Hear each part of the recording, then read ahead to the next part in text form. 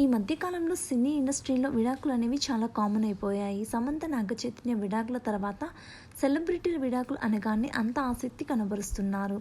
ధనుష్ మరియు నిహారిక ఇలా ఈ మధ్య కాలంలో సినీ ఇండస్ట్రీలో విడాకులు తీసుకున్న వారి సంఖ్య బాగానే పెరిగిపోయింది. ఇప్పుడు ఈ లిస్ట్లోకి మరో స్టార్ తమిళ హీరో కపుల్ చేరబోతుంది. హీరో మరెవరో కాదు, జయం రవి. తమిళ ఇండస్ట్రీకి కాకుండా టాలీవుడ్ ఇండస్ట్రీకి కూడా జయం రవి పరిచయమే.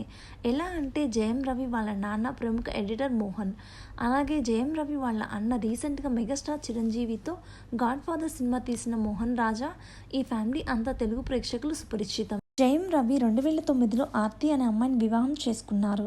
ఎంతో సాంప్రదాయబద్ధంగా పెద్దలందరి సమక్షంలో వీరి వివాహం జరిగింది.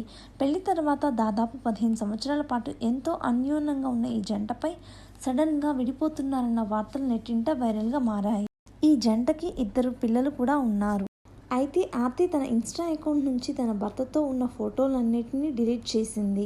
అయితే దీంతో వీరిద్దరు విడిపోతున్నారు అనే వార్త సంచలనంగా మారింది. అయితే ఈ విషయంపై ఇద్దరు సైలెంట్గా ఉన్నప్పటికీ ఇందులో నిజం ఎంత ఉందో తెలియాలి అంటే అఫీషియల్గా అనౌన్స్ చేసే వరకు వెయిట్ చేయాల్సిందే.